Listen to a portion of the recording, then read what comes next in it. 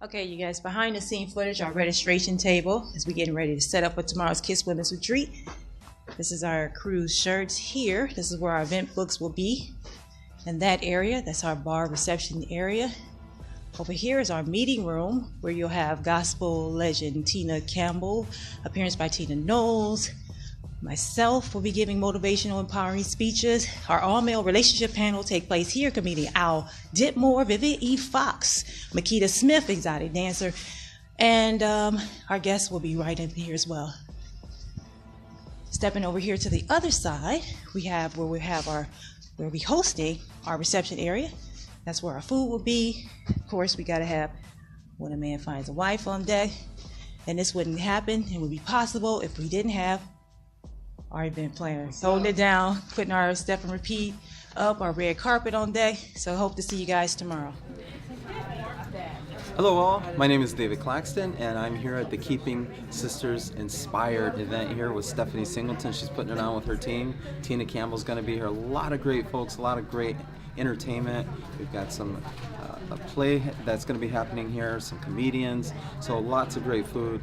Going to be a fun time. Stay with us. I'm going to be doing some interviews here on the red carpet, and thank you so much for joining us.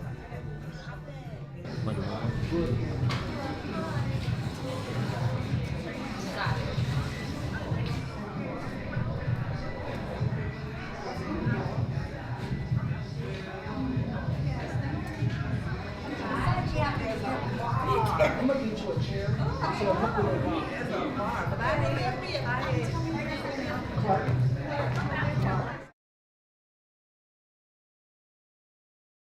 Leah Uko. I'm a reporter with Fox 11 here in Los Angeles. You can catch me on evenings at 5 o'clock and 10 o'clock, sometimes early in the morning when they need me. I kind of right now, because I'm fairly new, I'm working the shift that is whenever they need. I know about failure. I failed in the news business 3 times in a row because I kept doing what I thought was smart. And I kept doing the same things. Like, well, this time it's gonna be different. I'm gonna do the same thing, but it's gonna be different. And I lost my job. Was it 3? I've tried to put it behind me, so I'm losing count. Yeah, it was 3 times. And because I was humble the last time, it led me back here. So I've always had this problem with time management. I'm your typical person who is always running late, always. And if I'm on time, it was not effortless. It's always, if I'm on time, it's right on time, and I've taken advantage of it for years. It's still a problem. It's a work in progress. I was rushing to get here. It's a problem, and then, but I'm also very ambitious. That's a problem if you have a problem with time management. So I'm one of those, like, I can be on this board, I can do this, I can do that, I can also go to every party and turn up and then be at class the next day, and it's too much. And it was okay in college where money wasn't on the line. And I got into the news business, took time management for granted. And if you know anything about the news business, deadline is everything. You're up against the clock all day. Why would you be late? So I'm getting scripts in, and my bosses can only take it for so long. They're like, I really like her personally. She's very charming. She's got energy. She's this is that. When she's on time, she's great. But gosh, man, she's messing up everything up. Long story short, first job, I got fired after my first year in a 2-year contract. And went to the next job. It was fine, I thrive off of loss, not reward. So I'm always thinking like I can't get fired again. So the next job I was successful, but then the next job after that, I kind of got comfortable again. I was like, they say they like me, so it's okay if I show up 5 minutes late. So stupid. And I picked up another hobby, bodybuilding. And if you know anything about bodybuilding, it's very time consuming. It's like a second job hobby. So I was, I started to get very caught up in get into the gym. I've always worked out, but this was another level. And I'm at the gym, 30 minutes before I got to get to work. I'm starting to edit out things. Well, all right, I'm not going to shower.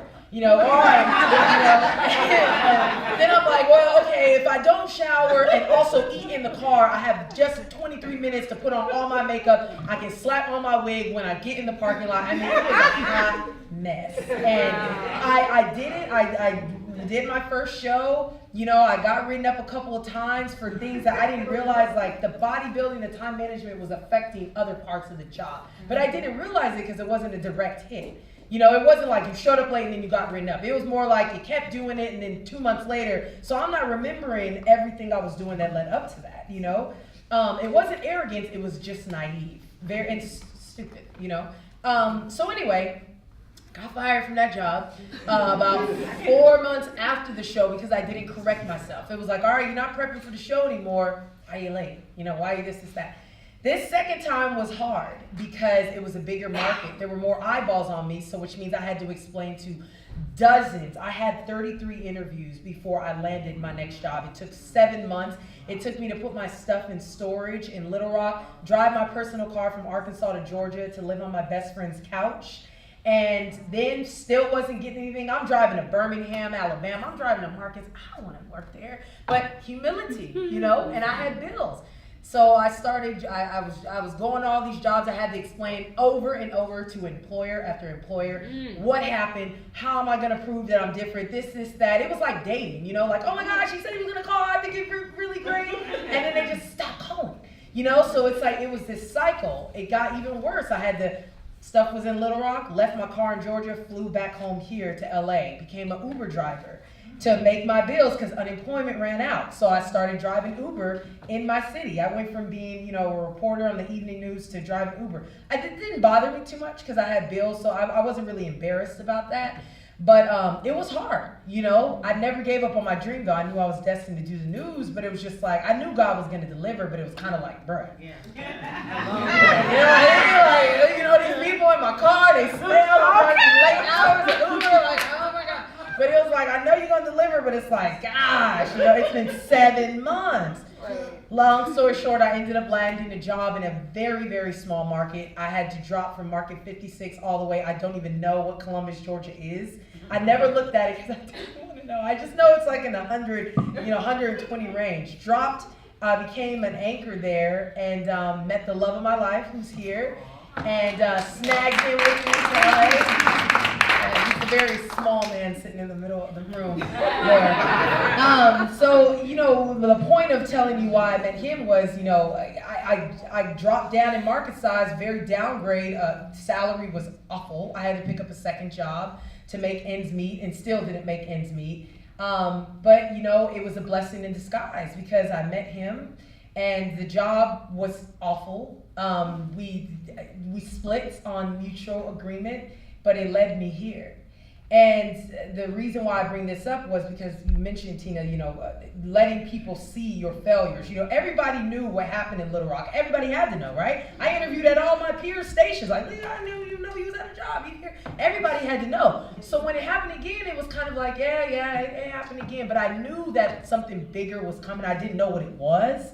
And I knew God was going to deliver because that's what he promises. So he has to keep that deal.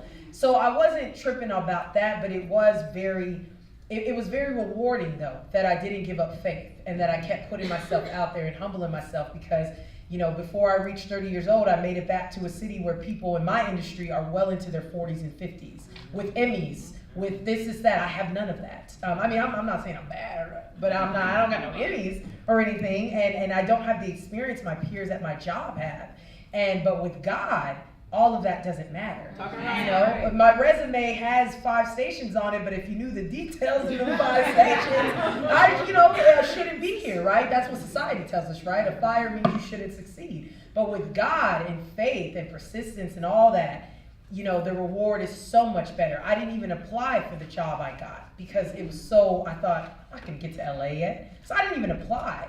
It just happened that way, and I won't go into all of that, but it was just a blessing in disguise. And here I am now. So, you know, you one of the many points you touched on really touched me. And it's just very important that when you fail, you do get back up. And that you gravitate towards the people who support you, even though you're failing.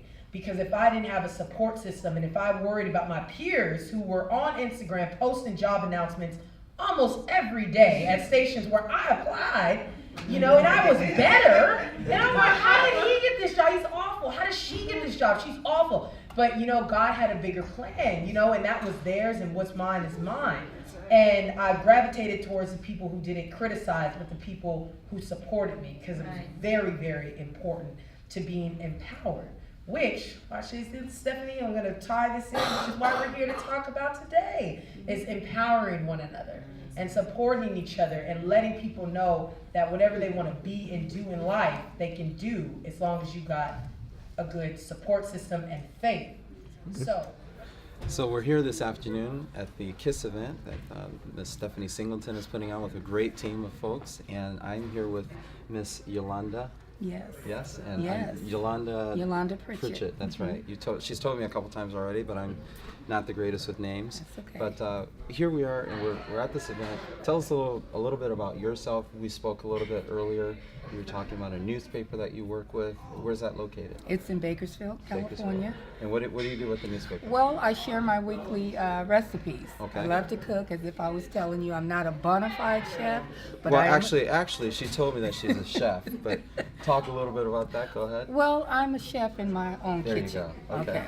So there's a difference between a real chef and an imposter. Okay. Now, on a personal level, you told me you expressed something on a personal level that you've had to deal with over the years. Can you speak to that a little bit? Yes, certainly. About 4 years ago, I was diagnosed with first stage breast cancer. Okay. Very, very overwhelming time for me. God saw me through it. And not just myself, but I have 3 sisters. Okay. We're all survivors. Wow. Yes. So the fact that you're standing right here tells me that you're a strong woman, you're inspiring, and you're a survivor. Yes, yes. So that fits right in with the theme of this event, Keep Inspiring Strong Sistahs, and you are definitely a strong sister Yes. that a lot of people, myself included, can learn from. It was nice meeting you. You too. Thank you for your time, and we're gonna return to the event a little bit here and talk to a few other people on the red carpet. Thanks for joining us. Next, we have our keynote speaker, Tina Campbell. She's a wife, a mother, a multiple award-winning soloist, multi-Grammy winning recording artist, music producer, and executive author of WE TV original series, star, creator, executive producer for 6 seasons of the hit series Mary Mary, which recently ended last year.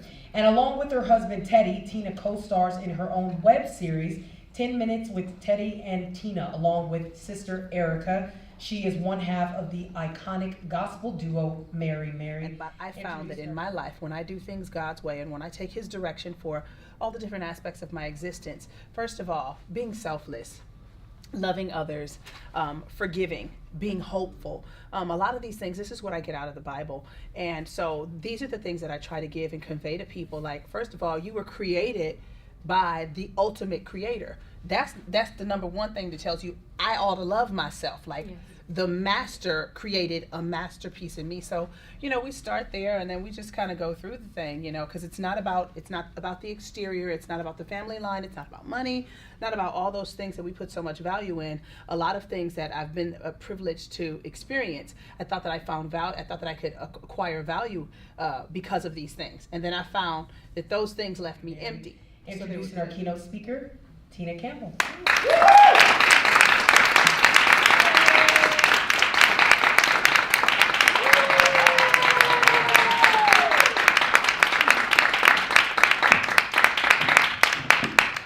Hello, good people. How are you all this afternoon? Yes, fantastic. Good. Y'all came to be inspired? Yes. Y'all ready to be inspired? Yes. Well, let's talk about it. I was kind of going to shoot from the dome because I think I have enough testimony and life experiences. I think it's wonderful to be able to share knowledge, but I think if you share knowledge that's based on an experience that you have, I think it just gives it much more value. There's, I've once heard, I didn't hear him say this, but I heard that Bishop Jakes says that you can teach what you know, but you duplicate what you are.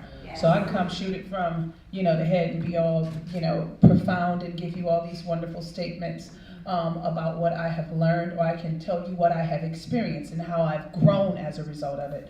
So I'm gonna shoot a little bit from the dome, but I hope it's okay. I am a person of faith. Jesus is what I do. Everywhere I go, that's what you get, because listen, that's who changed my life. That's who transformed my whole situation.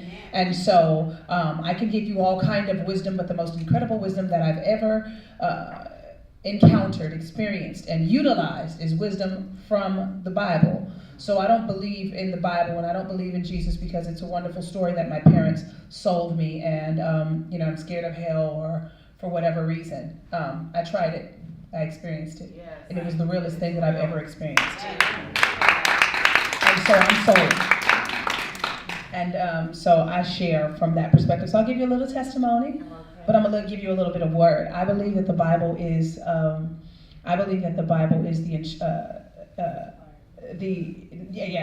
that one exactly, but that's a good one. Whoever said that one, no. But I believe that the Bible is the Creator's manual for the created. And I think we go to a lot of self-help books and all these other different things, and we try to get someone else's wisdom. But I think the greatest wisdom that you're going to get is from the wisest. And there's no one that's more wise than God. The one that was able to hang the sun and the stars and the moon and tell the ocean and the waves and the trees and the animals, just kind of create all of that. You and me can take a seed from a man and a woman and then create a incredible human like you. These incredible brains, the one who masterminded their brain, I'm going to go with his wisdom. So I choose to trust the wisdom of God. It is the only thing that has impacted my life more profoundly than anything. And I've tried some things, but none of them has been as successful. And the reason being, they all have limitations. I have limitations. Whoever you are, name some of the most amazing people. And I don't want to say names because I don't want to discredit anyone. And I'm saying this to make a point, not to minimize anyone who has done anything incredible, and we respect them and honor them for what they have done. But if you have been able to create an amazing life and do amazing things that are so impressive, and you're functioning from a brain that was created by God, I'm just saying, his wisdom is far more. His creativity is far more. His strategy is far more. And we have limitations. Like, first of all, we're only going to be here for a certain amount of time, and then we're done. And the next batch of genius people that's going to be here, that same God that created them, always around. So we have limitations. I mean, I don't know, most people, I guess if you really live a long time, maybe you live 100 years and then your life is over. But we're still here talking about the greatness of someone before us, but their limitations was that their life ended. And the wisdom never ends when you go with the wisdom of God. You're not limited, you're not restricted to time, you're not restricted to anything. There are no limitations with the God of all creation, the God that created time. There's just no limitations with him. So I'd like to talk about the wisdom of God. I am going to come to you, and I didn't plan much of this. I was just, again, going to testify, but I was like, the wisdom of God. Like, this is not really a Christian event. I don't want to, impose that on everybody. But I was like, they did invite a Christian, so this is how I get down. Hey, all right, So, the Bible tells us in the book of Romans, and Tina, don't you start talking like you're preaching up here, because you're speaking. But it's just truth. Yeah. It's just truth, and I should have had this pulled up. I believe it's Romans 12. Is it Romans 12? Yes, Romans 12. 2. It tells us 12:2. I'm going to read it from the New Living Translation. And again, when there are, all these incredible books, they have proverbs and all these statements from all these incredible people.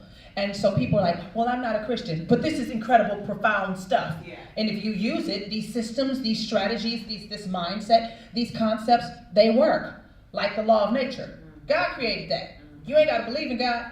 His law is still working in your life. Try to go up there and fly. It ain't gonna work. You know what I mean? I'm just saying, and so I believe that the wisdom of the Bible it's not utilized enough. Or a lot of the wisdom that I see in all of these other systems, they're literally derived from the wisdom of the Bible. And so the Bible tells us, if we're talking about inspiring, anybody who, most of the time when people are wanting to be inspired, it's because they want to change. They want something in their life to be transformed in some way. They want to grow. They have aspirations and they have goals that they want to reach. And so most of the time someone comes and says this is because they want to grow. They want to be better in relationships. They want to start their own businesses. They want to overcome some kind of struggles. And the Bible says, so as a man thinketh, so is he. So first of all, whatever is going on in your mind, you're going to be the sum of your thoughts. Period. I don't care what is what. You will never be more than the sum of your thoughts. So you have to change the way that you think. The Bible says, so as a man thinketh, so is he. You absolutely are what you think. If you don't believe, you will not receive. If you don't believe, you're not going to even position yourself to achieve or try or give a chance to some of these things. You just don't believe it's possible. People are like, I don't believe that's possible. And so they are fully convinced that it's not when you're looking at somebody who's experienced it. Why? Because they believe and you don't. The Bible says all things are possible to them that believe. There are no limitations. There are no restrictions in God. First of all, the Bible helps us to understand that we were made in his image. God breathed. God designed. We are incredible masterpieces. The Bible tells us in Psalms 139, we are incredible masterpieces. I don't care who looks like what, does what, or whatever. And whatever you do, I applaud you. God bless you. That's wonderful. But I'm awesome. Not because I'm Mary. Not because I've sold millions of records. Not because I've won any Grammys. If I never did that, I was still designed by the one who masterminded creation. I'm fresh.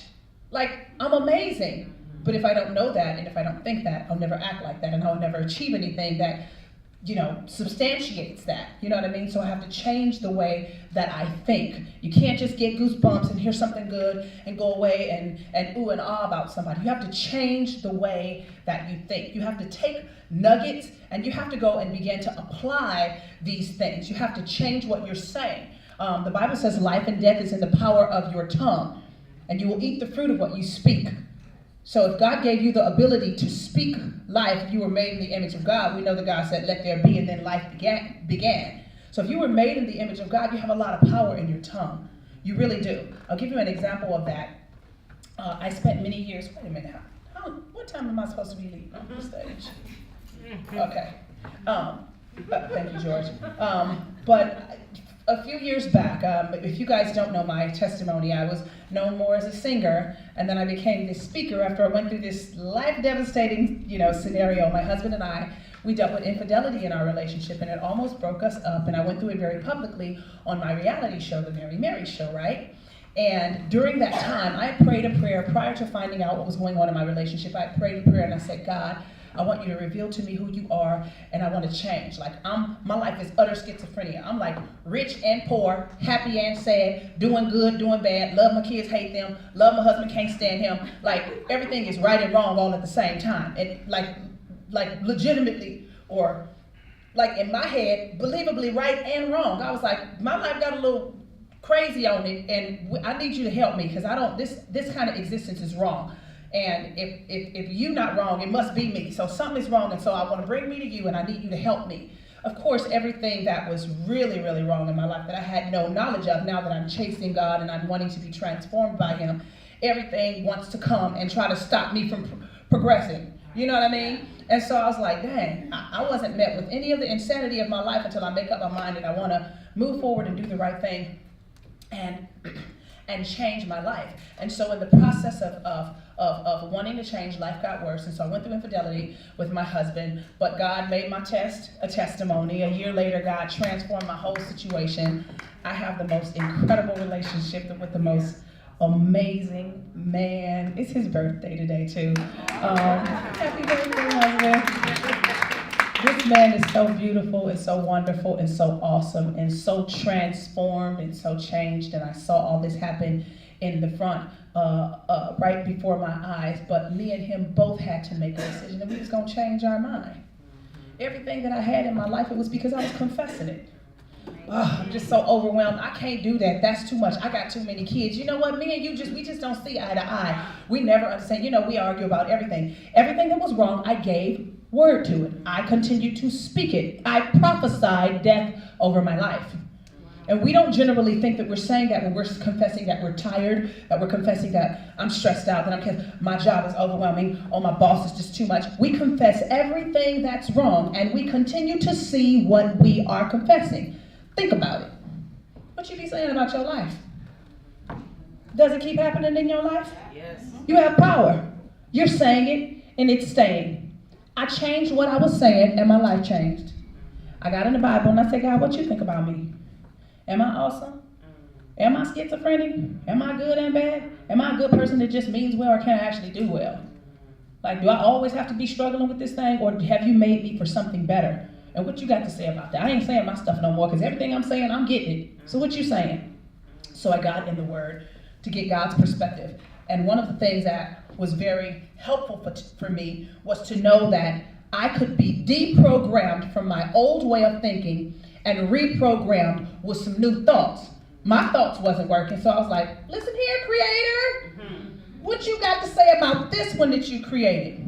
What are your thoughts about me? What's your opinion of me? What's your perspective of me? What's your perspective of how I should handle these situations? How do I actually move forward? What's the strategy for winning and succeeding? What is it? And one of the scriptures that I was taken to was Romans 12, verse 2, and it says, don't copy the behavior and customs of the world, but let God transform you into a new person by changing the way you think. Then you will learn to know God's will for you, which is good and pleasing and perfect. And I found out that God's will for me was good and pleasing and perfect. It seemed very hard at first because it was uncomfortable. It was why I was not accustomed to it. I was accustomed to being in charge, coming up with my own way and doing my own thing. That had me crashing and burning, but at least I was comfortable with it because it was familiar. Okay, and then we have to be honest about this. We are so stuck to our ways because they're familiar, but they've been failing you forever. Wake up, y'all. Come on. I've been doing this. I know you know what you're doing, but just admit that what I've been doing ain't helping me at all. I'm not progressing. I'm not moving forward. I've been in the same place every year for the last 4 years. I'm right here in January. So maybe you're familiar with it, and maybe it's comfortable for you because it's convenient, it's what you know. And most of us who are adults, we do not aspire to walk into some new territory where we brand new again.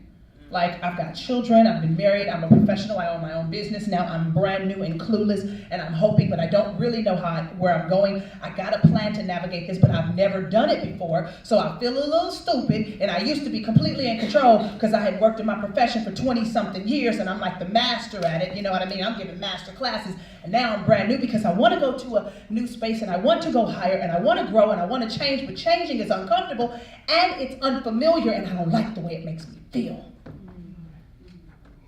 And now I'm realizing I'm a bit self-centered because people are looking at me, or so I think. People are looking at me, and my self-centeredness wants me to look good. So I'm going to forfeit being good because I don't want to look dumb while I'm becoming better. And that's what many of us do. And when you don't change your mind, you will stay stuck in this place. But the Bible says that we can be transformed by renewing our mind. You got to put some new information in your mind. You've got to change what you're listening to. Get off the social sites. Lose some of them friends. I bid you farewell. God bless you. Be well. Me and you, we can't kick it. You are not good for my relationship. You're not good for my marriage. You make me hate my teenage kids. You help me to go in and be irritated with my boss every day. You help me to be high-minded and think I'm better than my coworkers all the time. You help me to be money-hungry and concerned with a bunch of things that have no value, like how I look and what I'm driving and what I'm dressing, which means you can be a mess inside, looking good. Why look good when you can be good? Right. You can be good and look good, but most focus on looking good, and they'll forego being good. Because being good means I might have to be in an uncomfortable space looking stupid for a little while. And people are going to see me. And I don't want people to see me looking bad. So I'll just never get to the best place that God has for me. I'll never get there because I don't want to look good. I'll just look like I'm there. I'll just look like it. What a life wasted. What a life wasted. So many people do that. So many people do that. Change your mind about looking good. Change your mind about impressing other people. People actually are way more forgiving and understanding than we actually think. Ask somebody who failed publicly. Man, I failed so big publicly. I looked so stupid. And everybody was like, I knew it. She talked too much, thinks she know everything. Now you got played. You know what I did? Agreed with them. So the Bible says, agree with your adversary. I agree with them. You got played. Sure did. Baby, you look stupid. Go somewhere and sit down or whatever. I guess you're right. But I bet you this. I'm free. That's right. How about that? You're bound by what everybody thinks. I don't care because I've overcome the opinions of people simply because I was willing to take a risk and go for it and step out and try. And in the process of trying to become better, shameful, embarrassing stuff happened. And then I looked stupid, and I was trying to be stronger before I actually was stronger. And all of that is on tape somewhere because I went through my process while the whole world was watching me. And everybody has that to accuse you and point at you or whatever. But as long as time keeps moving and God don't stop my life, I'm going to continue to grow. And so people will be able to, God is so awesome because I'm a public figure. The Lord has put me in a position to chronicle my transformation. Chronicle my growth. Whereas sometimes we look at it like everybody knows what's going on. They chronicling your road to greatness. Hallelujah. Woo! Sit up here, you know everything because of what I posted on Facebook when I was having a bad day and I wish I could take it down, but somebody else is, forwarding it and sharing it and all of this kind of stuff. And now everybody knows I shouldn't have did that night, but I was feeling a kind of way, so I did it. Now everybody knows my stuff, or somebody else knew about my stuff and they told somebody and exposed me. And then since the social media is, just the new way of life, everybody knows about every single thing. And now I'm looking at So what? So what? You're in the process. You're on your way somewhere. Y'all, stop making people are important, but stop making these people that valuable. So what? They know you failed. All of us fail. Everybody falls down. Get back up. Get back up. Everybody loses before they win. I'm sure Michael Jordan, those phenomenal, ball players out there. I'm sure that man got more failures on his record than he does wins. But we know him for his wins because his wins were so big and so amazing and so, But this dude had failures on the way to his win. Everybody who won the Olympics probably lost it before they won it. So what, you failed? So what, you messed up? So what, you look stupid? You human. That happens. We make mistakes. We fall down. Get back up. Someone's laughing at you. Laugh with them. Don't take yourself so personal. They laughing at me. It was funny. Whatever. Humble yourself.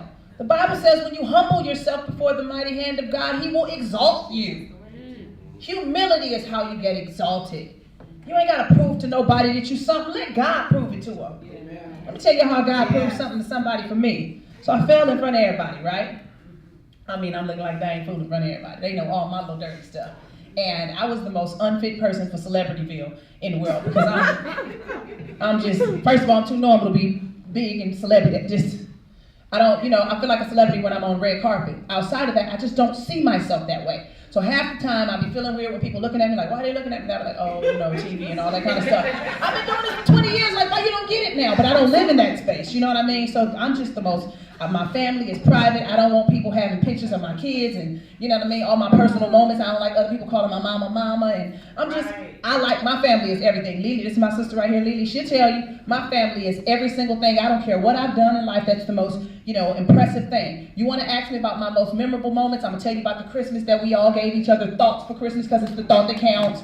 And, I'm going to tell you about holidays and stuff. And we was family slumber parties and stuff like that. These are the things that hold, these are the things that hold value to me. So me being a celebrity don't make no sense, because I'm just like, I don't know how to be just on. Like, I'm just Tina. Whatever that is, as on and as off as it is, that's what I am. I'm rocking the heck out of me, you know what I mean? So I like being me and on all the time. I ain't on all the time. Sometimes I'm off while I'm supposed to be on. And so, I've just learned how to be all that I am and all that I'm not in front of the public because I'm not going to be hostage to someone's celebrity. It's what someone created me to be. And that's the same thing for you. It's like someone has their idea of success. You were supposed to be married by a certain time. Now they got you feeling bad because you ain't went tied the knot. What if you would have done it earlier? Now you'd have been working on your third marriage because you met all of their expectations. somebody thought that your business, and I thought that idea was going to really take off, and then somebody stole the idea, and then they went with it, and now they're reminding you all the time that if you would have just did this and this and that, maybe it just wasn't your time. Maybe you weren't mature enough. Maybe you weren't responsible enough. The Bible says God wouldn't put more on you than you can bear. Maybe it was too much for you to handle, for you to be in the space that everybody else thought you should be in at a certain time. God has your life fully orchestrated. It's not too late. You didn't miss the mark. Your opportunities are not removed from you because, that was back then. Like, I know a lady that goes to the church that I grew up in. This woman got married at 63 years old. Wasn't it something like that? 63, her son was my age. Wow. He was like, my older brothers and sisters' age. And when she got married, he was a fully grown man. You know what I mean? Like, mature. You know what I'm saying? And it was her first time getting married. If you experience her and her husband, it's like they're like 27-year-old newlyweds or something like that. You know what I'm saying? So now that her life is so fulfilling and she's walking in the beauty of that, it doesn't feel like she's missed something because she did it when the time is right. Probably gonna die with that man rather than being on a sixth husband by this time. You know what I mean? Because I need to do it by this time. Maybe you didn't need to start the business then. Maybe you didn't need to be married by that time. Maybe it took you a little longer to start your business, to launch your business, or to succeed at it. Maybe it took you a little longer to get the degree. Maybe it took you a little longer to overcome whatever it is that you're trying to get better at. It's okay. Life ain't no destination, it's a journey. And I hear people say that all the time, like, so cliche. But no, it really is. It's a journey. It's a journey. I got a song called Destiny, and it says, I've got a destination in my view. The road may be bumpy getting there, but I'm pressing through, and I will enjoy this journey. No matter come what may, I'll become better and stronger and wiser every day. Nobody became wise overnight. No one. No one. You ain't no 20-year-old gonna have the wisdom of somebody who has 20 more years of experience. You might have more knowledge, you might be profound in some kind of way, but you do not have the wisdom that comes with experience. Right. It's okay that your timeline is not the timeline that everybody else thinks it should be. Stop being concerned with everybody else's thoughts. That's how you stay inspired. Amen. Be concerned with the thoughts of the one that created you, and he created you for greatness. He created you for greatness. One of my favorite scriptures are Ephesians. One of my favorites, Ephesians. You got to get that English right, Tina. Ephesians 2:10. Now the thing don't want to switch over. I didn't want to come in here rocking my big Bible, so I brought. Like they'd have been like, "Oh, she's on church the whole time." I don't know how to be nobody but that, y'all. That's how I get down. I'm on the plane. Everybody got their big books. I pull the Bible out and I be in there and I'm reading the Bible and I'm like. Because the information had me like I'm at a basketball game, because the information in there be profound, man. And when your mind changes, you know that your life is about to change. And then I got experience with this guy, because when I sat in that, in that pit that I was in, coming out of the infidelity with my husband, and I'm getting embarrassed and ashamed in front of the whole world, and I'm trying to still be inspirational. I got this crazy Mary schedule, and I'm supposed to be committed to going everywhere, and I ain't inspired no more, but I got to get out and inspire these people. Then I got these little kids like, "Mommy, you okay?" And I'm like, "No, I'm not okay," but you can't tell your kids, otherwise they going to be depressed too. So I'm feeling all this pressure, and then my mama's like Jesus Christ, and she's living in my house. I don't want to be Jesus. See, I want to be mad. I want to kill everybody. I want to do all this crazy stuff. So I'm dealing with all of this pressure, but what I would do to calm me down was open up the Bible. Yes. The Bible is therapeutic, y'all. Yes, it is. The voices and stuff, they be going, you be feeling, open up that Bible. It'll shut them voices up. Yeah. Trust me. And them voices start coming hard when you opening up that Bible, because they know you on your way. You about to become who you were created to be. And so the voices seemed like they got louder when I started reading the Bible. So that part got a little hard. But every time I would open up the Bible, I found peace, and I found joy, and I found answers, and all this creativity was coming out of me, and all this wisdom, and all this vision, and all this hope. And my life didn't look like what I was reading, but while I was reading it, the hope just started. It was like going to the stratosphere. I was like, I can do this. I was made for this.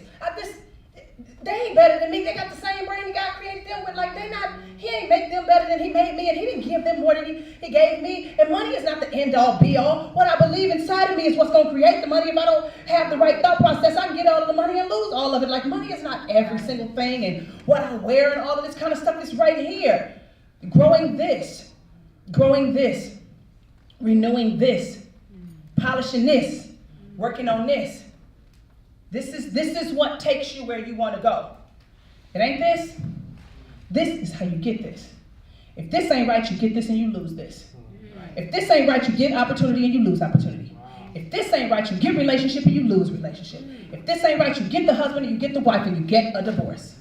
But when this is right, you can overcome anything that life throws you, because life will throw you hardballs. If you ain't got no hardballs coming your way, you are not real. You a character in a movie. Okay? Because life is real. And when you cut you in real life, it bleeds. When somebody step on your foot in real life, it hurts. If don't nothing never hurt you and you ain't never bothered by nothing, you ain't human. You something else. Okay? You might be able to stick your finger right through your arm or something like that. You a speaker. I don't know what you are, but you ain't human. You know?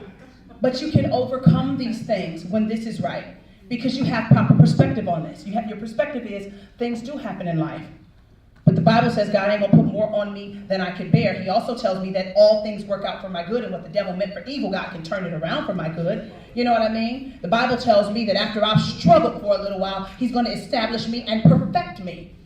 So maybe whatever it is that I'm going through is getting me to where it is that I want to go. I have all these prayers and all of this kind of stuff. It's like, God, you ain't answering my prayer. God's like, I am answering your prayer. I just ain't taking the road that you thought I should take. And if you got the right road, why don't you just take your own road and stop praying to me? Why don't you handle it since you got all the wisdom? The Bible tells us our thoughts ain't God's thoughts. And it seemed like, God, you got to make everything so complicated. But I'm going to tell you what my personal experience is. God's way does seem complicated. So I'd be like, God, jeez, come on. You can't come up with no easier way to do this. Why has it got to be so complicated? Why I got to get bad before it get good? Why I got to be embarrassed in front of the whole wide world just because I want to do the right thing? Like, well, I'm just made a decision. I want to trust my husband. Now I got to find out about several more chicks in several more years, and I got to do it while cameras is up in my face. Like, really, God? Didn't I make the right choice? Ain't I trying to do the right thing? Sometimes it does seem like it's getting harder before it gets better. But I had no idea that God wanted to be able to save millions of marriages, and he needed a spokesperson. And so my public stuff was because God knew, even though I didn't know, God knew that me and my husband were strong enough to get through it publicly, grow through it, soar through it, and shine for him, and help everybody else who thought it wasn't possible. When they look at us, they see that it is possible, and they see that your faith works. I didn't know that while I was in the pit. So I thought that God was playing me. I thought that God was punking me. I thought that God left me. I thought that my prayers were falling flat. They were never reaching heaven. But all along, I was growing. I was becoming better, and I was becoming better because God had a plan for me. And in that process, even though I spent a little time complaining, I will come back to renewing my mind, because whenever I complained and talk about everything that was wrong, I continued to manifest what was wrong. I continued to see what I said. So even though it was unfamiliar for me, even though it was a struggle, and even though I didn't understand God's plan, and it seemed like perhaps he wasn't answering this prayer, I kept coming back to him, because I was like, everything else and everybody else that I tried ain't working. So I'm going to just come back and I'm going to try you for a little while longer. And I did used to give to God timelines. I was like, I'm going to try you for a little while longer, because it looked like you don't work. My mom and daddy and all them done told me that you're real, but I don't have enough personal experience to believe that you're real, because this looks realer than you. But I'm going to give you a couple of more weeks. And I used to give God a couple more weeks. And y'all, man, my life was so transformed, and it started right here. I read his word. I changed what I was saying. I chose to replace the wrong thoughts with the right thoughts. And then when the wrong thoughts would come back and try to replay, I cast them down and said, not today. We ain't thinking that. You absolutely, positively do have the power over your mind. Your mind does not control you. You can change what you're thinking. You have to choose that, and you have to know that. If you don't know your options, you can't choose the right options. But I got in that Bible and I found that I had options. I didn't have to take the accusations and the lies and the propaganda that the devil was feeding me to make me feel defeated and make me feel uninspired and make me feel like a failure and make me feel like I was never growing and that life was going to be a dead end for me and I was never going to get where I wanted to go, but maybe I'd live a cool life, you know what I mean? And I could look good in the process, tricking everybody else, you know, but never really get there. That's what the devil was feeding me. And God said, no, I have a perfect design for you and I'm more than capable of getting you there, but you gotta trust me. My plan is perfect, yours is faulty. You have limitations, I don't. Put your hand in my hand and walk with me. I know you don't know where you're going, but I know where you're going. But if I told you where you was going, you try to get there quicker and then you be cocky giving yourself the credit for it. Wow. So just walk with me and I got you.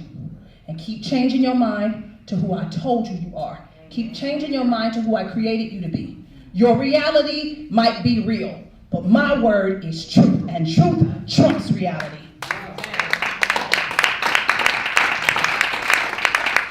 And so now I am able to live a truth that I did not live some years ago because I chose to change my mind. I chose to be transformed by renewing my mind, putting new information in my mind, all of the old way. Not only, I didn't just leave it there and put new information over it. I told myself, that's not right.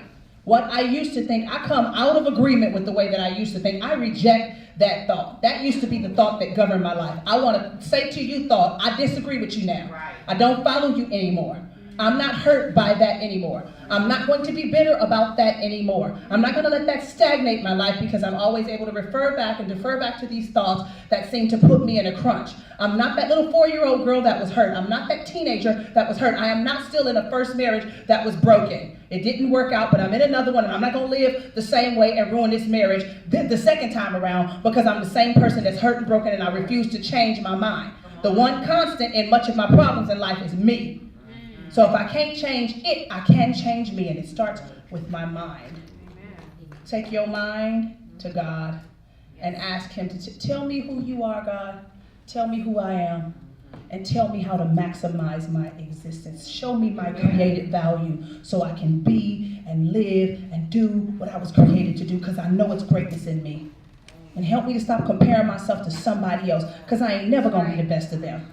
You ain't make no mistake on me. I wasn't supposed to be her or him. I was supposed to be the best of me. Help me to do that. My eyes are on you. My mind is attentive to you. My heart is open to receive from you. Change my mind. Change my life.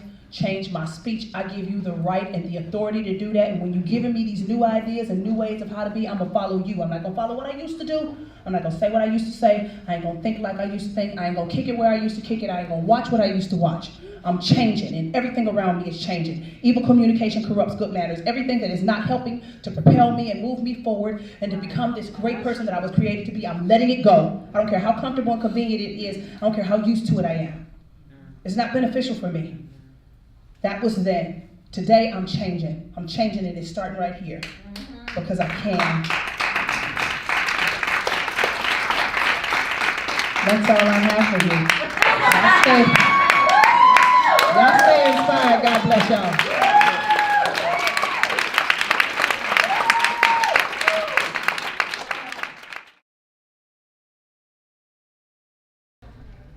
So we're here on the red carpet once again, and we are here with the lovely Austin Williams. Hi, I'm David Claxton. Welcome to the event. Thank you. Having a great time so far? Having a great time. Excellent. I've been speaking with Austin, and she's really shared some really interesting facts about herself, and really has inspired me. All of the women that are here this evening are all very inspirational, and she's no exception to that.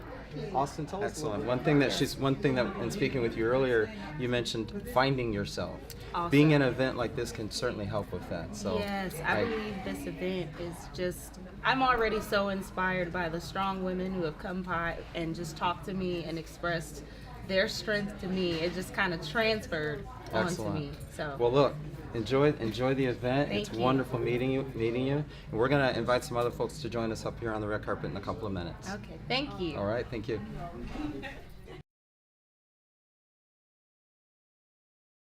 My husband and I started a theater, and it's called WACO, and not Waco like Texas, but where, you know, everybody's like, why Waco? Where art can occur. That's what it stands for. And he has an acting school, which we conduct that out of that place, but also it's a theater, and it's also a place that we have mentoring groups. I don't know if you've heard of Tina's Angels, but it's a group of girls, inner city girls that I mentor, and it's a great program where we take the girls and expose them to everything, from the ballet to Alvin Ailey. When I was 14 years old, I grew up really poor. And when I was 14 years old, so my parents really couldn't take me a lot of places or expose me to anything that wasn't free. And at 14, my brother's girlfriend came into my life, and she drove up in this little red convertible Miata, and she had a fly asymmetrical haircut, and I was like, wow, I had never seen anybody like that before. And she took me to see Alvin Ailey. Has anyone in here ever seen the dance troupe? Yes. Changed my life. I saw, African Americans on stage, and they were so amazing. The costumes were great, and I always wanted to go into fashion or hairstyling and that type of thing. I also saw very successful African Americans driving really great cars, and and I really hadn't seen that before, so it just kind of made me want more and to open my world up to a bigger world. And she took me to really nice restaurants. I didn't know which fork to use, but so I watched people. But as I got older, I just always had this dream to mentor to young girls and to expose them to any and everything that they wouldn't otherwise ever get to see, because it makes you want more. It makes you want to have a bigger and better life than your little neighborhood. And so that's what we're doing. And he mentors the boys, and they're called the Richest Warriors. And it's 12 and 13-year-olds. Is anybody familiar with KIPP Academy? Okay, well, that is the school that we've adopted, and we get the kids from there. So that out of that theater, we also have a gallery in the front where we mentor young artists, painters, and sculptors, and we display their art, and we try to help them sell the pieces and get an entree into the art world. So that a lot of things come out of that theater. And where is it? It is on Lancashire Boulevard in NoHo. You should stop by at any time. It's an amazing little place. Any other questions? I have one. Okay. Being an experienced married woman, we have the questions. Oh, you Being found an it. experienced woman of 33 years, how difficult was it for you? Being a married woman for 33 years, is that what you're saying? Being an Okay. experienced married woman of 33 years, how difficult was it for you to trust and share love with someone else again? So you mean after the divorce? Yes. Yeah. I was married for 33 years, and when I decided that I needed to end my marriage, it was a very difficult time for me, to say the least. Even though I knew that I wanted to get out of the marriage, it's still devastating to have to start all over. Lots of prayer. And also just making, I had to really find myself after I went through a divorce, because I went through kind of like a depression and doubting myself and low self-esteem, even though I was running a company and I was traveling around the country with doing all the costumes for Beyonce's tours, and I was doing all the successful stuff, but inside I just felt really like disconnected and just questioning everything about myself and a lack of confidence. So the first thing I did was quit all my jobs. I had about 5 jobs. And I quit, and I said, I need to take some time to get to know myself again. And one of the first things that I did, I was in therapy, and one of the first things I did was made a list of all the great accomplishments that I had from childhood. Whether it's a track meet in elementary school or a play in junior high school, or everything that I could remember that was positive that I had done in my life, and it added up to a lot of really good stuff. I also made a column about all of the things that I didn't like about my life and that I didn't like about myself, and that I hadn't done in a long time, things that I wanted to do. And so here I was working probably 60, 70 hours a week, and now all of a sudden I don't have a job and I don't have to be anywhere, and I'm spending my time laying around being depressed. So I decided that I would get up and do all those things that I love doing, and I loved museums, I love art, I'm an art collector. I had art books stacked up this high, but I never had time to read them. I started reading them and reading my favorite artists' stories. I started going to visit my friends who I hadn't seen in a long time because I didn't have time for my friends. And but the biggest thing I think that helped me to move on was when I read the list of all the good things about myself. I was like, dog, if I met her, I would want to be her friend. And if I met her, I might want to date her too. You're not so bad, you know, because I'm thinking, I'm 59 years old, like, you know, where am I going to meet guys or whatever? And not that that was my main focus, but that's something you think about. But I can tell you that I wrote down all the things that I wanted in my life, and I started being very positive and getting up every day and doing positive things. I got rid of a lot of people in my life that were haters, you know? And that was really hard because some of them were my family. Not my immediate family, but you know, and we were talking, I was talking with a young lady earlier today about the fact that, you know, when people are your family, you feel like you gotta deal with them. Even if they always calling you, asking you for money, or, you know, and that's the only time they call you, or they're hating on you, or they're negative or whatever, you feel like because it's your family, you have to keep them in your life. But for the first time, I was like, I don't wanna deal with them. I'll deal with them from afar. And I'll tell you, my life changed a lot from that, because I didn't realize how much time I spent on listening to everybody's problems and trying to fix them for them and trying to do this and trying to do that and nothing for myself. So I was really running on empty. And I didn't even know what I liked. I had to sit down and write down what do you like? Do you like anything? So that's something that's really important. And I tell people all the time that if they go through a divorce, if you have you know, anything in your life where you kind of set back, you have a setback and you're like down and you feel bad, you know, whatever it is, the loss of a job. My friend lost her job. She had the same reaction I did when I got a divorce, this sense of loss. But she, let me tell you, we together worked through this thing, and, you know, we prayed and we postulated, which was just envisioned. I envisioned myself, you know, doing the things I like to do, which I wanted to open this place where art could occur and I could help young people. I envisioned myself having an organization. I envisioned me having a new fine man. Yes, I did. And somebody who would like to dance, who liked art, who really shared my interest. And little did I know that it would be somebody who I've known for 35 years. You know, his sister was my best friend. And so, I mean, he just by chance, my friend came to stay with me. A year later, about a year and a half later, my ex-husband was getting married.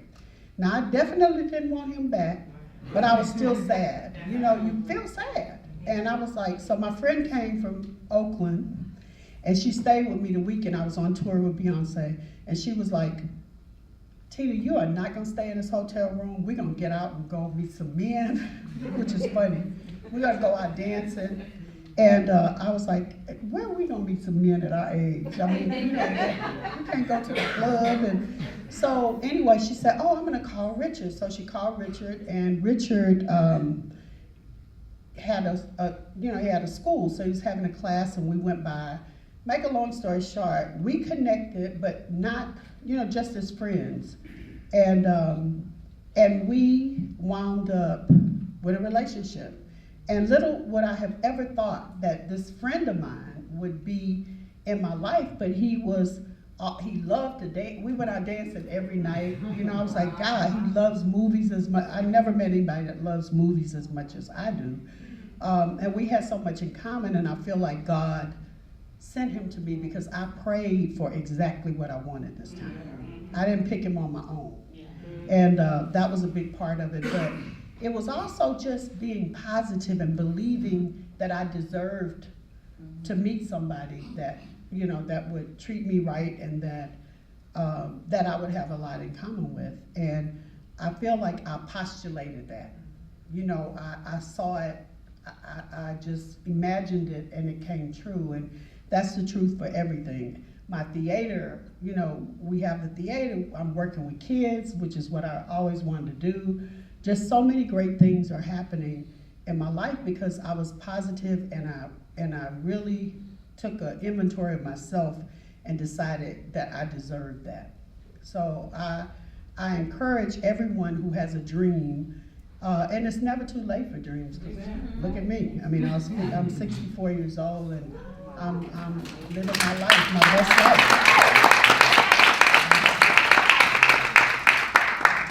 Okay, that was a long answer. Okay. More questions, but I always see if anyone from the audience. Do you think if you didn't go through that like depression and that time of like rediscovering yourself, do you think you probably would have overlooked the blessing that you have, which is your new relationship? Absolutely. You know, it's funny because let me tell you, this is how this worked. My ex-husband was getting married Sunday, and this was Thursday before Sunday, right? That my friend came down and said, we got to go out. And then she called Richard and said, Richard, do you know any men?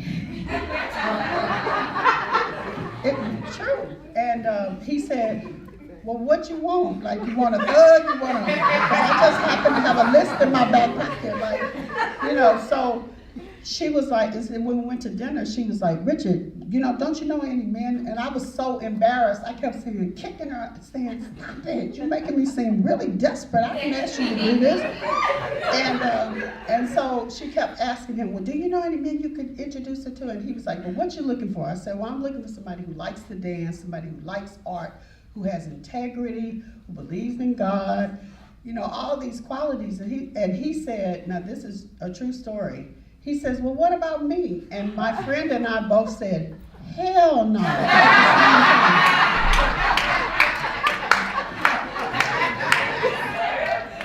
Yeah, we did, because he was always a great guy. Because like I said, his sister was my best friend, so I was around him, and I always thought he was a great guy. But he was good looking, and he was in the movies, and you know, women, he's 71 years old, but the women are still like, right. So I was like, oh no, I don't want no parts of that.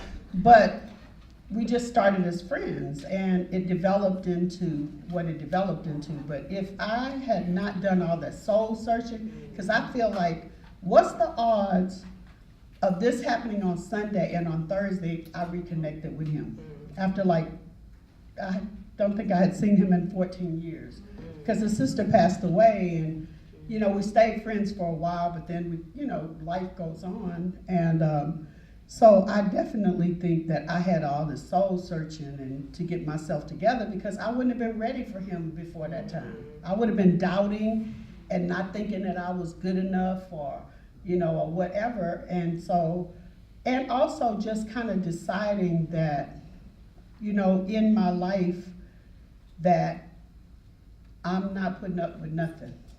I think that came from that time, you know, that I didn't put up with. Because, you know, as a guy, y'all feel that when somebody's weak, and, you know, you can take advantage. And so everything fell into place for a reason. Amen. Mm-hmm. Got a second part to that. Okay. This is something I go through with my older sister all the time. Okay. So you successfully, you know, you did the soul searching and were able to find yourself and able to jump into a relationship. Mm-hmm. Can you kind of speak on to when men do it too, but just when people in general just have the tendency to exit a relationship and just try to fill that void real fast? Right. Well, I don't think that's ever a good idea. And when I said that, you know, I met, my ex-husband was getting married on Sunday. It had been a year and a half, and I just didn't even entertain dating. you know, I didn't because I was kind of messed up and I needed to really get myself together. So I wasn't in any hurry to do, you know, to date. And I went on a couple of dates, probably maybe 3 months before this time. And, you know, I did get a little convinced that men my age, I was like, oh, they're just too tired. Yeah, I'm sorry, but it's the truth. And because I went out with a couple of people and they were like ready to go home at 10 o'clock. And I was like, don't you want to go dance? And they were like, no, I got to be to work in the morning. You know, one guy was deliver babies and stuff, and he's like, I started at 5 in the morning. He was just tired, and I was like, Lord, is this what my life is going to be like? So, you know, and then I met another guy who had energy, but he was so intimidated by me, he couldn't talk. He couldn't even hold a conversation. I just think he was really cute, but porch light on, nobody home. Like, not too smart. You know, like a dumb blonde. After I did that, I was like, I think I'm gonna be by myself. So when I met Richard, you know, it was really great because he's 7 years older than me, but this is his student Courtney, and he works out every morning and he's energetic, and so there are people that are older that are not tired. Yeah. Okay. Oh, thank you so much.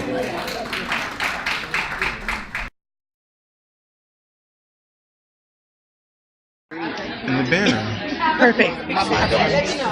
She got in the rush. I'm about to shut it. Oh, okay. But to shut this, come in, Clark. You out there? Yeah, I'm coming. And what's your name? That's not Like that, 1, 2. I gotta learn the angle. So we're here with Bridget, and I'm just in talking with Bridget this evening. I got to tell you, you know, the inspirational stories that I keep coming across with these different ladies is just amazing. If you come to this event, to the K.I.S.S event that Stephanie Singleton and her team has put on, you will be immediately thrilled to be here, excited to be here, and automatically, immediately inspired, if I didn't already say that. So Bridget, it's nice to meet you. I'm Great David to meet you, Claxton. David. Nice to meet you as Great to well. meet you. So Bridget is an entrepreneur. You're a public speaker. You are an author. Yes. Let's talk a little bit about you have your book here with you? Bam! I thought so. Okay. The first 33 One Woman's Journey from Trash to Treasure. You can find it on Amazon, and you can also find it on my website, bridgetlaray.com. Okay. So about the book, would you like to know about the book? Talk a little bit about Okay, because I'm a Leo and I can take over sometimes. That's so fine. That's okay. Okay. That's okay. Okay, so about the book, I shamelessly share my story, the things that I went through in life, and the promiscuity, lying, cheating, stealing, drinking, smoking. Like, I used to turn up, y'all. So I'm a reformed bad girl. And at the age of 33, God got a hold of me, put me in the chokehold, said, look, girl, I'm taking you with me. Wow. So I'm so grateful and thankful. I don't look anything like what I've been through. So I share my story with women from all walks of life. So to let them know, listen, if God can save me, a wretched little sinner like me, he can save anybody. Okay. We need that positivity now. We live in a society right now that I tell a lot of people that I come into contact with and friends of mine, we need to take care of each other. We do. And as a society, we're not really doing that as well as we could be. So, you know, having someone like you to show us, to kind of give us a roadmap for that. And it's definitely, perfect. David and Stephanie Singleton with this Keep Inspiring Strong Sistahs, she is doing it. Absolutely. So when I heard about this event, I said, this is somewhere I need to be. Good. Well, I'll tell you what, let's get back in there because there's a lot going on. We've got a comedian here. We've got a one-woman play that we're going to watch. So let's do this. Great talking to you. I'm going to get this book right now. Get the book. Okay. It's on Amazon. Excellent. And you can get it from me. I'll sign it. Sounds good. Thank you. You're welcome.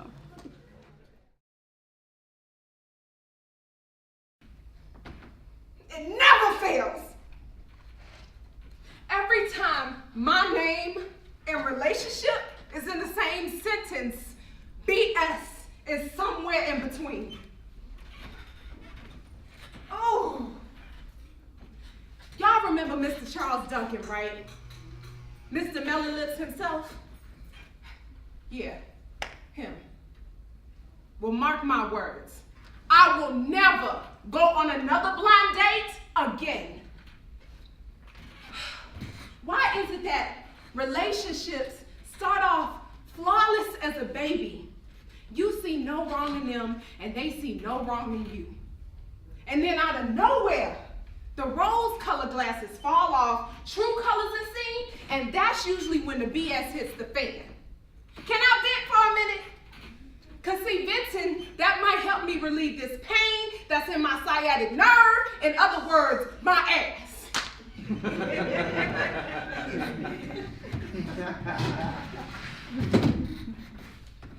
So, while I'm eating, I notice that Mr. Charles Melonlip Duncan is checking his phone every few seconds. I didn't say anything because, I mean, hey, it could have been business or a personal family matter. You never know. But then it kept happening. It didn't bother me at first.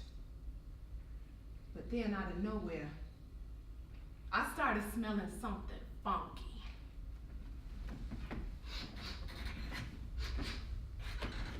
Is it you? Is it you? Nah, it's right over here. So, in my head, I'm like, hey, bubble lips, you being rude. But instead, I smiled like a diva. And it kept going on. And that's when my intuition kicked in. You see, that man must have sent at least 200 text messages. But best believe, by text 201, I became a private eye, investigator, and a sniffing hound dog.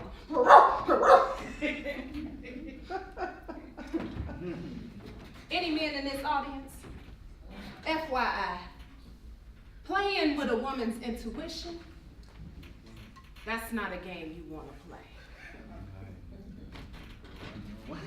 So I'm sitting pretty, whole time, one eye open, keeping an eye out for the bullshit. Because it's only a matter of time before a man will mess up. And I was going to be right there to find out if that text message was business or personal. And I got it. I'll just say this. Never in my life have I ever felt so betrayed, used, and unworthy. Oh, Maya. Yeah, girl, I mean, you everything I ever wanted. You know? You got that face of a princess. You got that body like a goddess. Lies. Lies. All lies. Now, if you guessed he was texting another woman, you was right. But it wasn't too much about who he was texting that hurt me. It was what he put in them texts that injured my soul. Yo, girl, I love you, you know what I'm saying? I'm just out with this overinflated Beyonce helium balloon because of a bet. Y'all, when my guy bring my $50, I'm going like to win.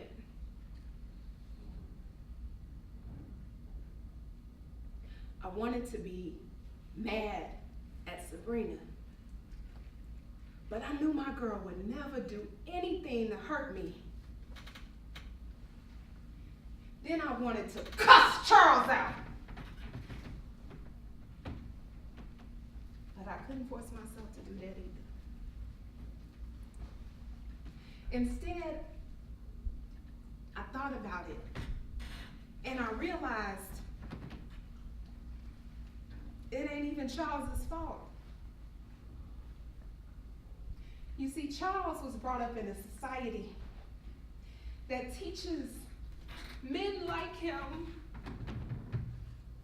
that my big is not beautiful.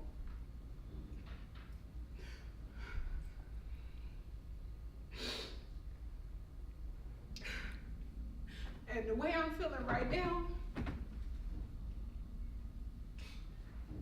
maybe Charles and society are right.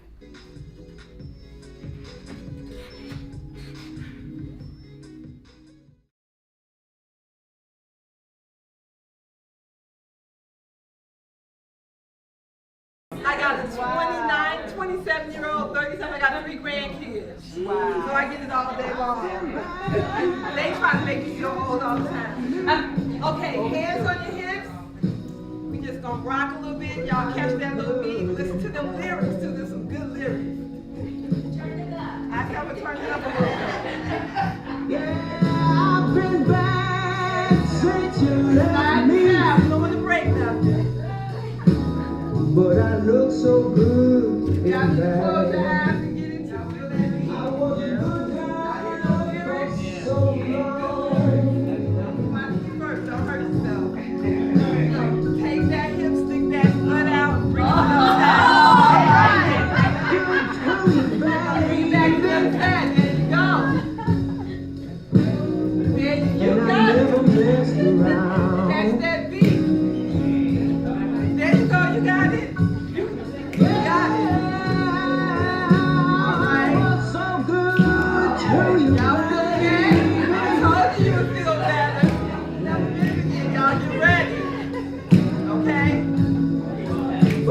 First, don't hurt yourself. We're going to take that hip all the way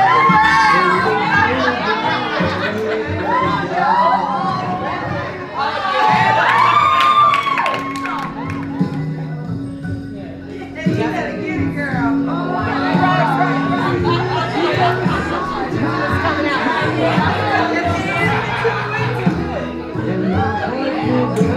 Y'all can put your legs into it. You can put your shoulders into it. Well, take these moves home with you. And shake them hips every day. Ain't nobody got to be around. You can wash the dishes like my 85-year-old aunt. She wash her dishes and she rotate them hips. Shout out to Marita. Yeah.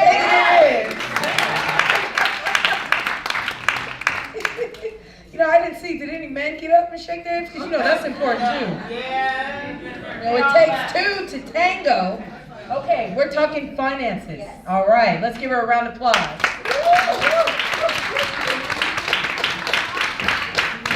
Right, we like money.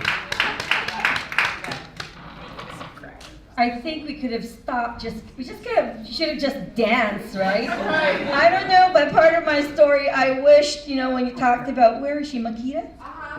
Yeah, I wish somebody taught me about pole dancing when I was having financial problems, right? And then, let me tell you, my husband's up for a treat tonight.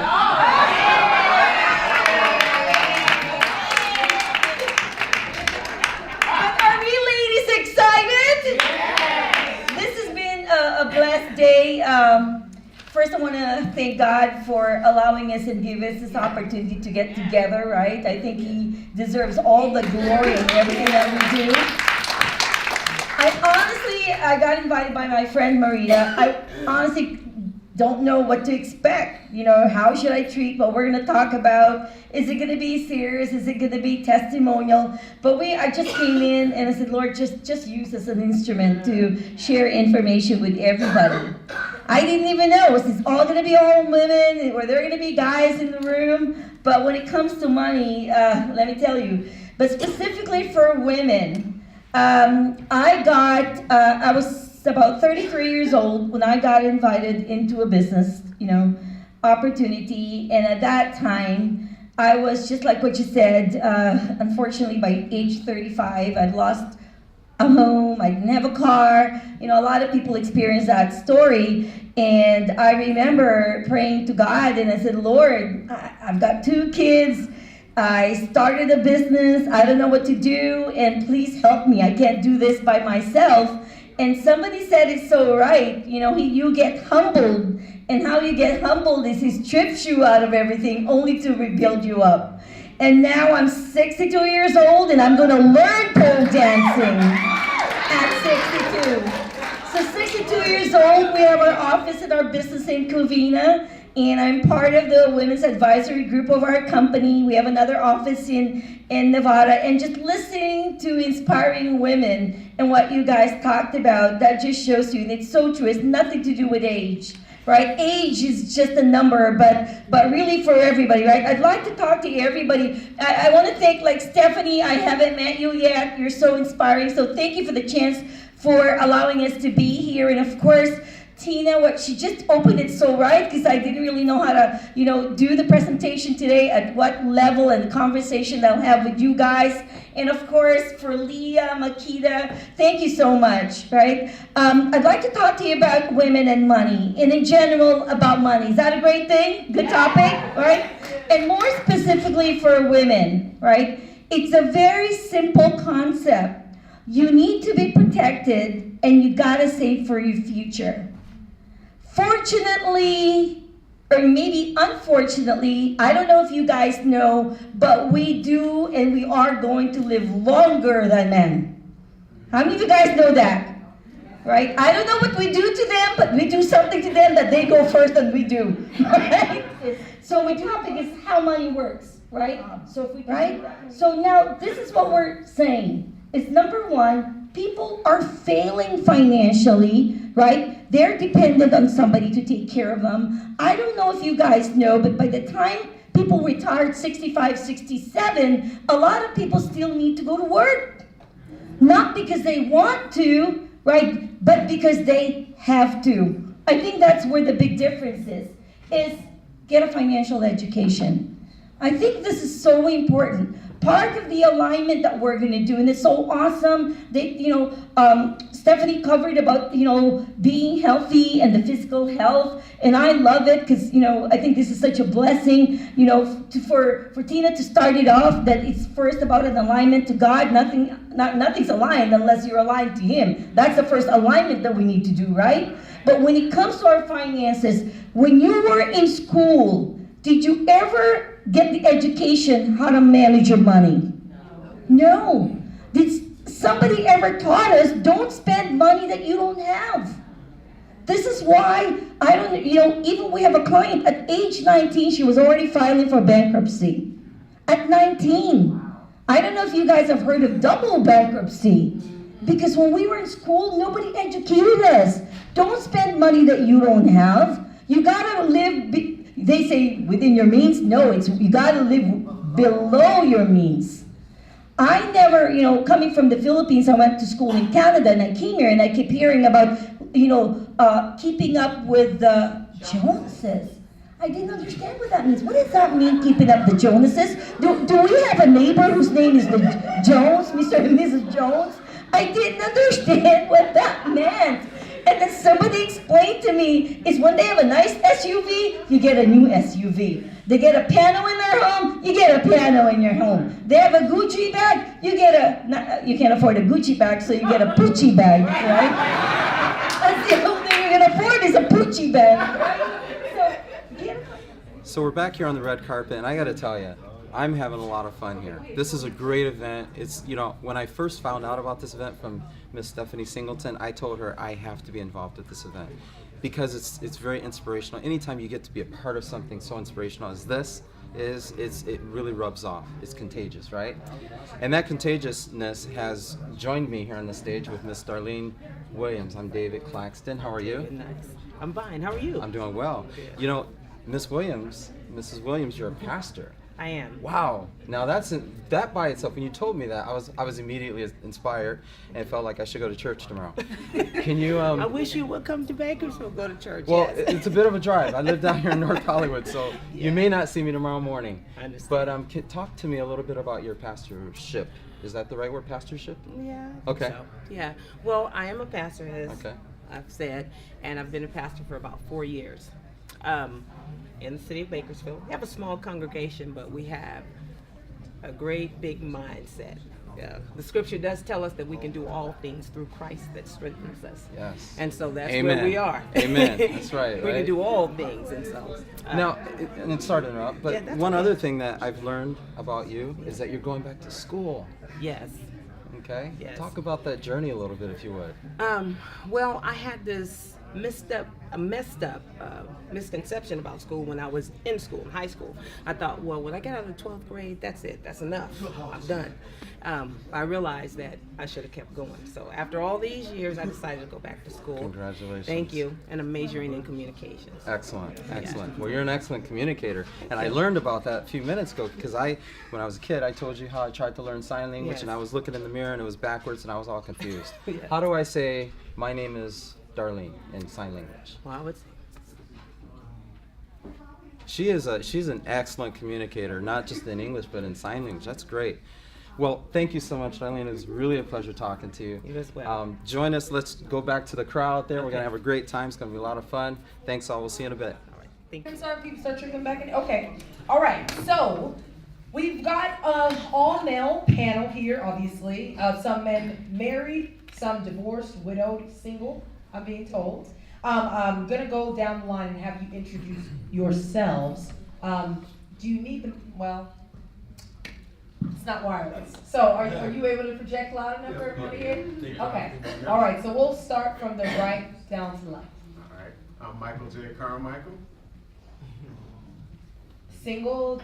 I don't know if it's going to get into a pile here. I'm Michael J. Carmichael. I'm single, never married. Okay.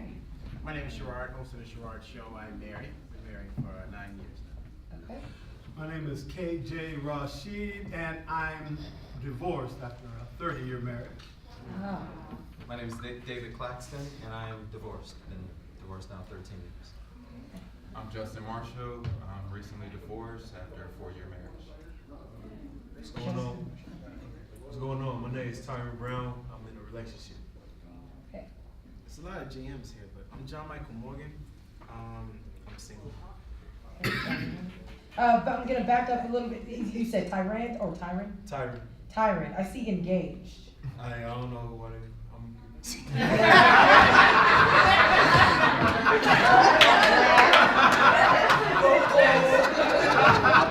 Did I just get you in trouble? I'm just fact checking. I'm not pressuring. I'm just fact checking. It's in the plans. It's in the plans. I haven't proposed it. Okay. All right. Okay. I'm just fact checking, and then Mr. Is it so? It's Mr. Marshall. It's not Marshall Justin. Okay. So Justin Marshall. Okay. All right. Okay. So ladies and gentlemen, they are here to talk with us about a topic, as I already said, how I personally feel about this, but what men really want, I guess, out of a relationship, out of a woman. What you see as attractive, not just physical, but just overall. And any questions that the audience may have for you. I've got some questions I've been given, but I'm pretty sure this conversation can go left or right, up or down, depending on what kind of answers y'all give us. So please do enlighten us, okay? So we're going to start. Also, if you need, we can take care of that later. Okay, all right, so questions. I'm going to start off with first one. What attracts most men? Actually, let me back up. I don't know the politically correct way to ask this. All heterosexual? Okay, all right, you have to be inclusive. You have to be right. Okay, all right. I just think, you don't want to assume, just on them women. That's unfair. It's unfair. Look, we are about inclusivity. Okay, so what? Those things really are a turn off to me, and extremely loud. Now, we all get loud in certain situations, but I cannot take a loud woman. I'm sorry, I just can't. That's just me. Nothing against you if you're loud, but I can't take a loud woman. I guess. In the relationship, the man is the man. He's supposed to be in charge. Well, sounds bad, be in charge, but he's supposed to take the lead in the relationship. And so, advice to women in today, dealing with today, trying to either find a significant other or keep a significant other, what will be your advice? Go down the line, we'll go opposite. Patience. So my advice is really like look yourself in the mirror, figure out like what is it that I like, what is it that I don't like, what type of men will I attract, what type of men won't be attracted to me, what will I put up with, what can I tolerate. Just really just figure it out and start to really just live in that, put that energy out there and immerse yourself in the person who you discovered in yourself, and then that energy will come back to you. I think most other people do. Most times when we love somebody, we don't love them for the way that they want to be loved. We love them for what makes us happy. And sometimes that's the only way that we know is how to love to what contributes for us and not what that other person needs. So I think that she needs to understand, I feel that men are emotional. As much as men don't want to admit, they have emotions, they can cry. But like in my household when I was growing up, it was a sign of weakness to cry. My dad, I saw him cry twice, ever in my life. He cried when his father died, I was 10, and he cried when Marvin Gaye died. Twice in his life. Short and sweet. In a relationship, once you're in it, make a decision to be the one to bring the joy. Emotionally, mentally, and spiritually. Be the one to bring the joy.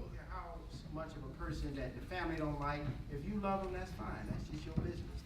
That's who it is you want to be with.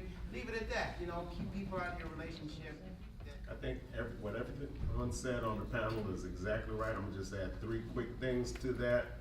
Number 1, get off social media. Leave social media alone. Stay out of your business. Stop perpetrating. Both sides, men and ladies. It's too easy to hide and create this false thing that's going on inside your mind too. And this is from both sides also. Tear up your checklist. Tear up the checklist. There is not one perfect. No one. I haven't met her, and I've met 1,000. No one is perfect, and that goes for both sides. The same thing with men. There's none of us that are perfect as well. And then the last thing, and this is from the man's perspective, and something that I'm finding really difficult, but if you could just please appreciate us. Amen. Just appreciate the little things that I do. The little things, like the song says, the little things that I do. If you could just appreciate, I swear to God, you'll have undivided, undevoted, everything that you need as far as a man is concerned. I think you quote Sam Cooke, aren't you? Little thing. I should sing that later on. Catch me out back. Thank you, gentlemen. Let's give them all a round of applause.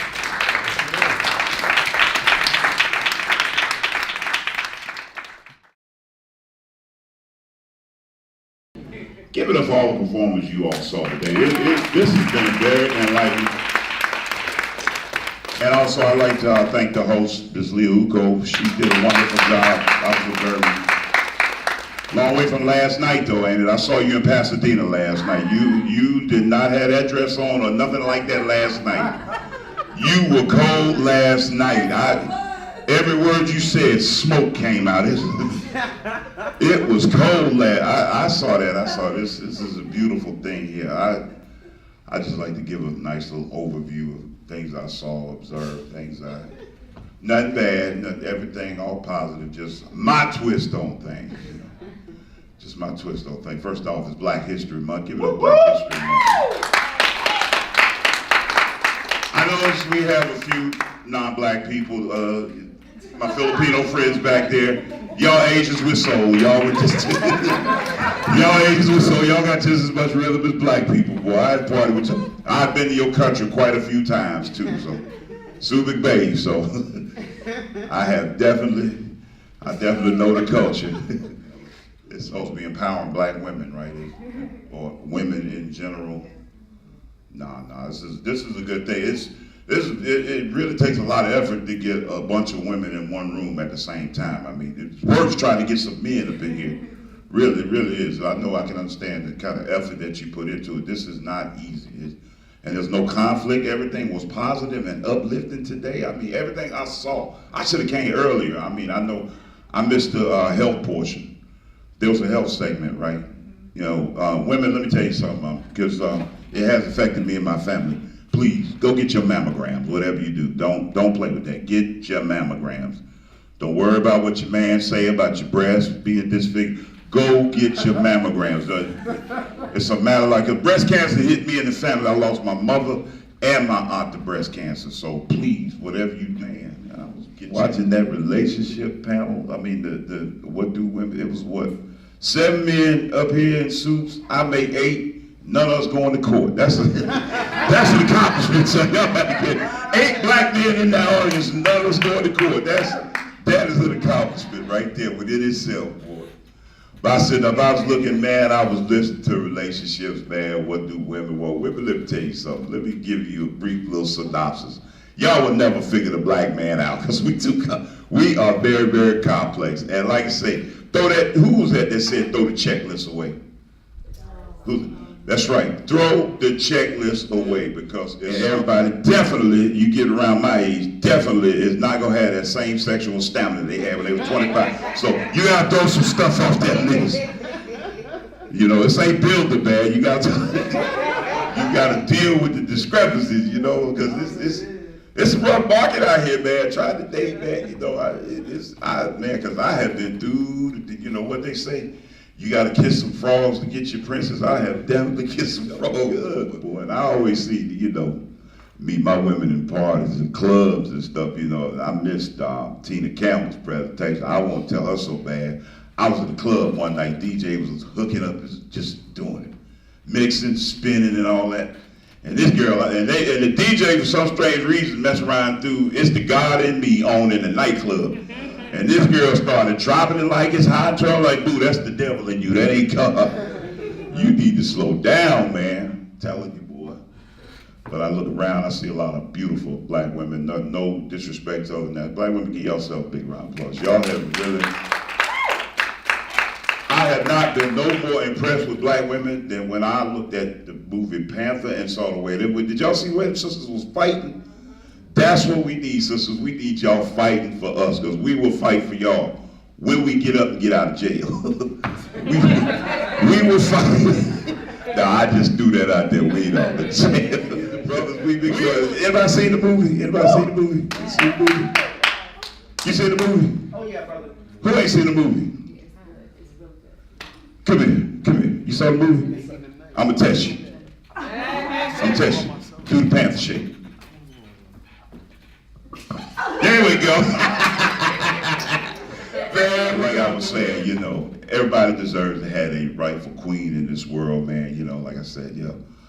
Dating, man, this dating game, there's a lot out there now. I thank God, man. God blessed me with a queen. I'm married, been married almost 4 years now. I am so happy because I know it is rough out there on that market. It's rough. Tell you, boy, cherish what you got, man. And I'm a family-oriented guy too. I know a lot of talk was talked about today.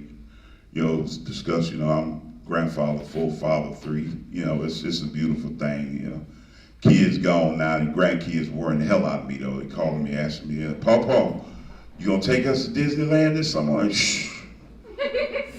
Papa ain't getting no income tax check this year.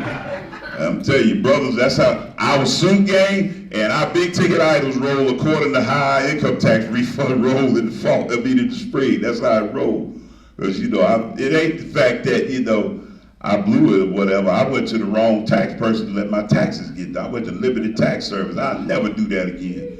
That's what I get for following somebody that's got a mascot standing on the corner looking like Statue of Liberty, spinning a sign and dancing and stuff. I went into Liberty Taxes, y'all. I was debt free when I walked in Liberty Taxes. I came out of Liberty Taxes, I end up on the state, the feds, the county, the butcher, the baker, the candlestick maker, the gangster, the killer, the dope dealer. I end up on everybody, man.